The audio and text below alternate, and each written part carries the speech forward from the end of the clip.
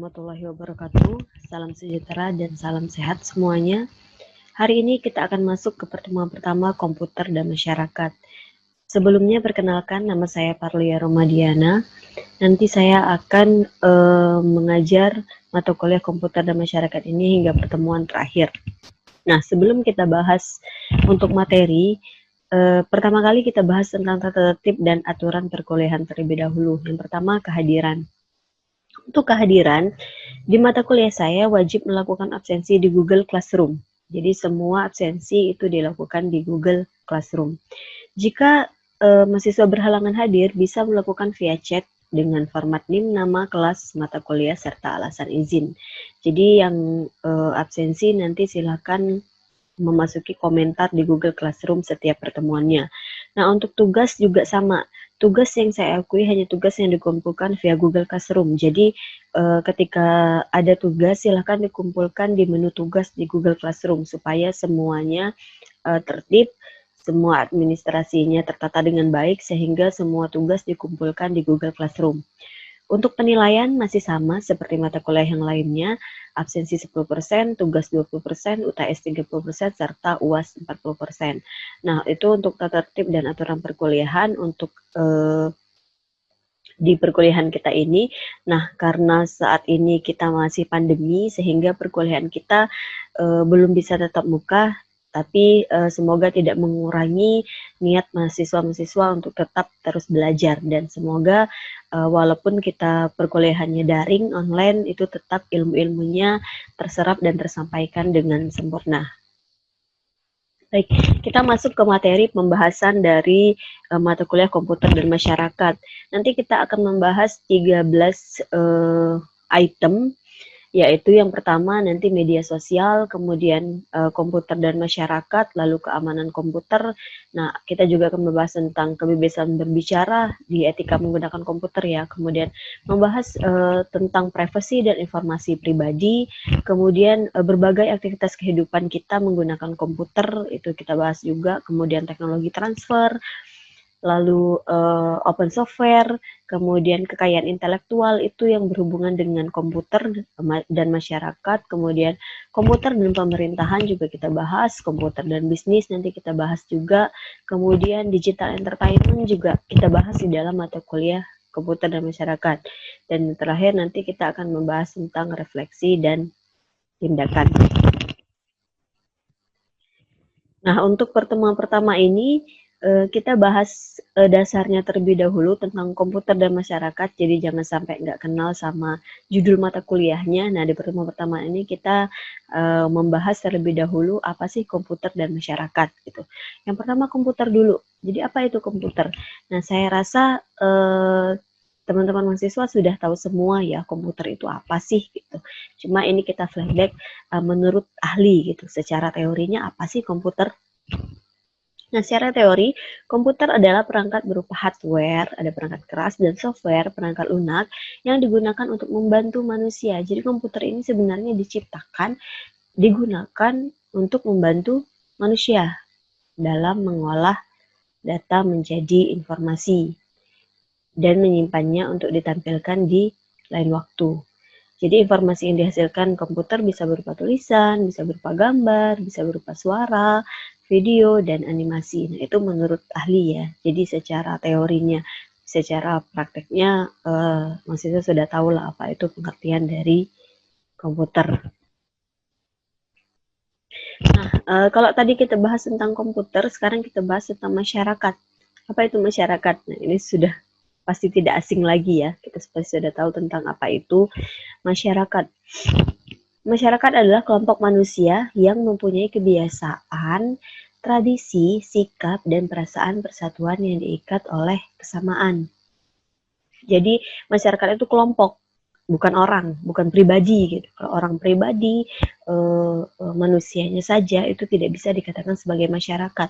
Ketika dikatakan sebagai masyarakat itu harus kelompok, dan dia mempunyai tradisi, mempunyai sikap, mempunyai kebiasaan yang bisa digabung di dalam visi dan misi, istilahnya itu sama gitu. visi mereka sama, misi mereka sama, dan itu bisa dikatakan sebagai masyarakat. Seperti kita misalnya masyarakat Indonesia, visi misi kita sama gitu, semuanya sama gitu. Kemudian kelompok dosen misalnya, masyarakat ya, kelompok dosen misalnya, itu visi misinya mencerdaskan anak bangsa seperti itu. Jadi masyarakat itu dia harus berupa kelompok ya. Kalau orang itu pribadi itu orang, bukan masyarakat. Nah, ketika dibilang sama masyarakat, sama halnya ketika kita di desa, ketika kita di kelurahan, nah itu bisa dikatakan sebagai masyarakat. So, apa sih hubungan komputer dan masyarakat gitu? Kenapa komputer dan masyarakat bisa saling berhubungan gitu? Apa sih hubungannya? Nah, di sini kita bahas sedikit ya tentang hubungan dari komputer dan masyarakat. Nanti akan kita bahas per pertemuan sesuai dengan tadi materi pembahasan yang telah sebelumnya kita bahas. Jadi yang pertama itu media komunikasi. Nah, komputer itu bisa menjadi media komunikasi masyarakat, apalagi di era digital saat ini ya. Kita berhubungan melalui media sosial, berhubungan melalui aplikasi-aplikasi yang lainnya, YouTube, Zoom, Google Meet gitu. Nah, itu kita melakukan komunikasi. Dan semenjak pandemi ini komputer sangat berpengaruh di dalam halnya sebagai media komunikasi. Kayak seperti sekarang ini kita melakukan perkuliahan, melakukan komunikasi, melakukan sharing lewat misalnya aplikasi. Kemudian bisa lewat Google Meet, bisa lewat Zoom. Orang-orang masyarakat yang mau melakukan rapat, melakukan koordinasi bisa melalui Zoom. Komunikasinya bisa dialihkan ke komputer gitu, seperti itu. Nah, makanya kenapa komputer dan masyarakat itu saling berhubungan di dalam media komunikasi. Kemudian hiburan. Nah, saat pandemi ini kita bisa lihat ya, tempat wisata ditutup, tempat hiburan banyak ditutup juga. Nah, dengan adanya komputer itu bisa menjadi hiburan, dan di era pandemi ini sebenarnya semua sarana itu terlihat gitu. Mungkin dulu orang ya udah hiburan ke tempat wisata, ya udah hiburan ke mall. Nah, sekarang dengan adanya pandemi nggak bisa seperti itu, kita harus di rumah aja ya. Komputer menjadi bukti nyata bahwa bisa menjadi salah satu media hiburan untuk keluarga di rumah gitu. Kita bisa nonton, bisa main game gitu melalui komputer. Jadi bisa dikatakan ya memang benar komputer itu bisa menjadi media hiburan masyarakat. Kemudian pendidikan. Nah, sampai saat ini bisa kita lihat ya, dunia pendidikan itu tidak bisa lepas dari yang namanya komputer. Jadi saat ini komputer memang sangat berpengaruh untuk dunia pendidikan gitu. Misalnya media pembelajaran seperti ini, kita online. Bayangkan kalau misalnya saat pandemi seperti ini tidak ada komputer, apa jadinya dunia pendidikan kita? Apakah harus stop? Apakah benar-benar diliburkan sepanjang tahun seperti ini? Kan kalau misalnya nggak ada komputer ya mau nggak mau kita diliburkan gitu. Nggak ada media untuk menyalurkan pendidikannya. Nah, dengan adanya komputer, walaupun kita di kondisi musibah pandemi seperti ini, dunia pendidikan kita bisa terus berjalan. Nah, seperti ini ya, kita walaupun tetap kuliah, kita tetap bisa melakukan perkuliahan walaupun secara daring. Nah, kalau misalnya tidak ada komputer, kuliah kita libur. Selama setahun ini libur. Nah, semester kita juga macet gitu. Kita juga tidak bisa melakukan pendidikan. Nah, jadi komputer itu sangat berpengaruh di dalam dunia pendidikan. Atau contoh lainnya untuk para ilmuwan misalnya, para dosen, para guru yang ingin melakukan penelitian, pendidikan di bidang penelitian gitu. Kita bisa melakukan jurnal internasional tanpa harus jauh-jauh datang ke luar negeri. Nah, itu salah satu media pendidikan yang bisa dilakukan di komputer. Jadi komputer ini untuk dunia pendidikan sangat banyak sekali manfaatnya, apalagi saat ini ya kita sudah bisa merasakan. Mungkin selama ini kita perkuliahan tetap muka gitu ya, komputer hanya digunakan untuk media sarana untuk menjelaskan saja, sarana untuk mengetahui materi yang ingin kita jelaskan. Tapi saat ini kita benar-benar merasakan bahwa komputer itu benar-benar memang berpengaruh di dunia pendidikan. Kemudian bisnis. Nah, bisnis ini memang lambat laun kita sudah mau tidak mau harus bertransformasi ya, bertransformasi Dari yang dulunya bisnisnya konvensional tanpa komputer, sekarang bisa kita lihat bisnis mana sih yang nggak menggunakan komputer. Gitu. Jualan pempek aja, jualan cappuccino cincau aja, sekarang menggunakan komputer. Contohnya mereka melakukan penjualan online gitu.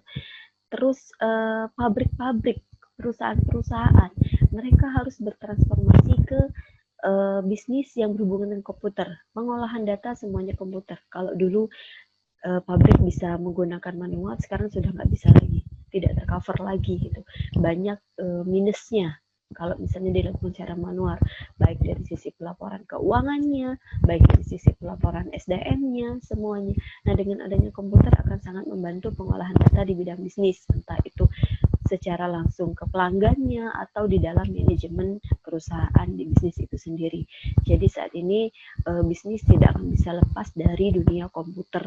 Bahkan bisnis yang usaha kecil pun saat ini menggunakan komputer sebagai media penunjang bisnisnya. Nah, kemudian informasi. Nah, ini tidak lepas ya. Segala informasi saat ini kita ketahui dari komputer. Kita mau dapat informasi apa? Kita buka komputer, buka gadget kita. Terus informasi yang tidak kita ketahui dengan kita cuma duduk manis di rumah aja, kita bisa mengetahui informasi. Kayak misalnya sekarang updatean data COVID misalnya. Kita bisa mengetahui semua informasi hanya lewat gadget gitu, hanya lewat komputer. Jadi komputer ini sangat berperan dalam penyebaran informasi yang cepat gitu ya. Walaupun segala sesuatu ya ada positif dan negatifnya, seperti nanti kita bahas ada hoax gitu ya. Terus ada penyebaran berinformasi palsu, terus banyak informasi yang tumpang tindih yang tidak jelas beritanya, namun juga lebih banyak manfaatnya. Seperti kita mendapatkan informasi apapun dari dalam negeri, dari luar negeri, semuanya bisa kita dapatkan dengan bantuan komputer. Nah, selanjutnya controlling. Nah, komputer itu bisa menjadi media controlling di dalam masyarakat. Contohnya seperti pertahanan ya, pertahanan keamanan negara misalnya. Dengan adanya komputer kita bisa melakukan pengawasan, bisa melakukan controlling untuk keamanan negara. Atau misalnya untuk di pihak rumah sakit bisa melakukan controlling juga. Nah, seperti itu untuk melakukan pengawasan terhadap pasien-pasiennya. Dengan bantuan komputer bisa melihat di ruang ICU misalnya, kita bisa melakukan pengawasan untuk pasien-pasiennya. Dan banyak hal juga yang bisa dilakukan untuk di dalam controlling penggunaan komputer gitu. Nah, sampai di sini dulu pertemuan pertama kita. Jadi untuk pertemuan pertama ini kita membahas tentang apa sih itu komputer masyarakat gitu, supaya kita nggak bingung lagi ketika kenapa sih ada mata kuliah komputer masyarakat, fungsinya buat apa sih? Nah, biar tadi kita materi pembahasannya ada sekitar 13 pertemuan nanti selain UTS dan UAS yang akan kita bahas untuk materi pembahasan komputer dan masyarakat. Baiklah, untuk pertemuan pertama saya tutup, sampai ketemu di pertemuan selanjutnya. Tetap jaga kesehatan, jaga jarak, hindari kontak fisik terlalu banyak dengan orang lain. Semoga kita selalu diberikan kesehatan, keselamatan, keberkahan. Saya akhiri, wassalamualaikum warahmatullahi wabarakatuh.